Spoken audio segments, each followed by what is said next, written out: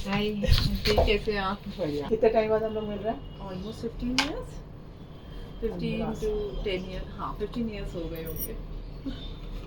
15 साल पहले ये हमारे पास आती थी स्किन और हेयर ट्रीटमेंट करने के लिए।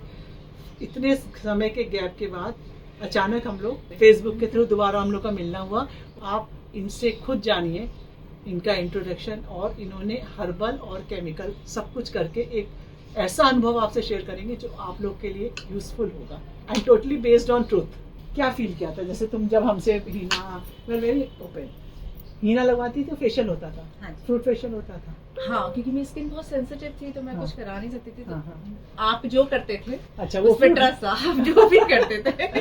फ्रूट फेशियल करते थे और इसके हीना लगा के जाते ऑयल सब कुछ अच्छा। आप जो भी आप शैम्पू प्रोवाइड और बीच में कोई कंडीशनर ये सब कुछ नहीं होता? नथिंग नथिंग कोई straightening जो setting? आपने मुझे दिया प्रोडक्ट्स हम बस वही यूज करते थे। और ट्रस्ट मी कि उस समय हर कोई पूछता था फेस के लिए भी, बालों के लिए भी, कि इतने अच्छे कैसे हैं, और लोग रोक रोक के पूछते थे।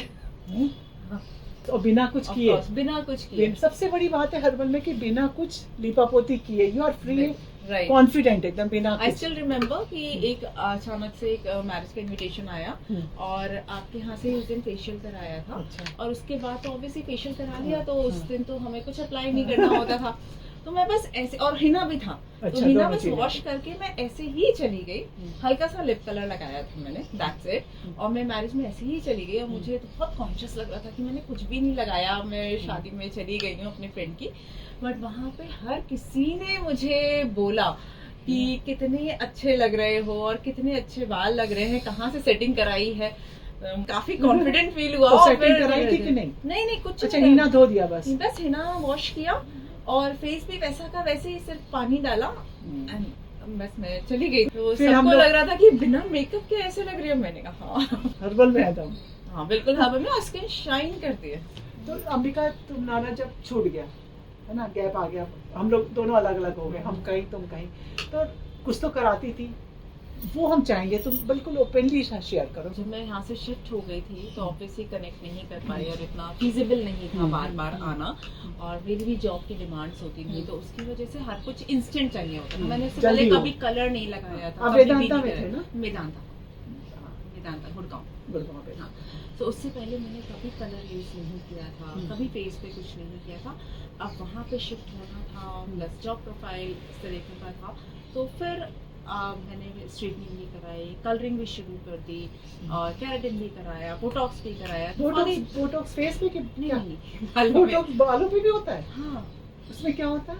उसमें बस ये होता है कि थोड़े से फ्रिजी नहीं लगते बाल, और कुछ ज्यादा डिफरेंस। तुम्हारी तो सिल्की थी, कहाँ जरूरत थी? वो इतना जो बार बार कलर कराया और इतना आप कुछ भी केमिकल यूज कर रहे हो, कोई भी शैम्पू यूज कर रहे हो, कुछ भी कंडीशनर यूज कर रहे हो, तो ऑब्वियसली उससे तो वो वाला ग्रेजुअली हुआ। बट हाँ, over the period of 10-15 years is a big time gap कि आप कुछ, फिर प्रेगनेंसी का भी इफेक्ट होता है, मेडिकल इश्यूज भी होते हैं, तो काफी सारी चीजों से फिर ऑब्वियसली चेंजेस आने शुरू हुए थे।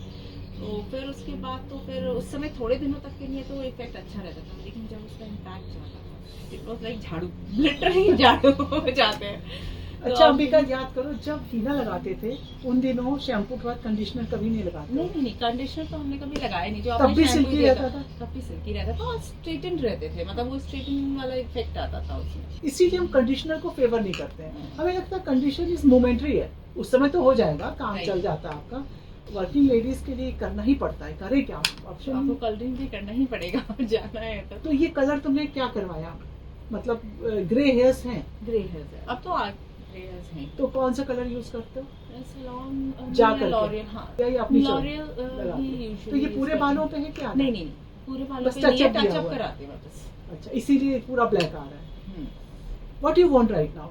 यू बैक टू सर्कल को घुमा के? जो पहले हो सकता है वो जितना भी हो सकता है वो हो जाए, of course I don't want to use chemicals at all, और मैंने काफी बंद भी कर दिए हैं यूज करना, बट ऑफ कोर्स आपको कभी जाना पड़ता है या कुछ करना पड़ता है, तो ऑफ कोर्स वो पर्सनालिटी आपकी वैसे ही रिफ्लेक्ट करती है, तो वो भी आपको मेंटेन करना होता है। तो ऑफ कोर्स अगर जितना हर्बल से होता है इम्पैक्ट उतना तो केमिकल से नहीं होता है।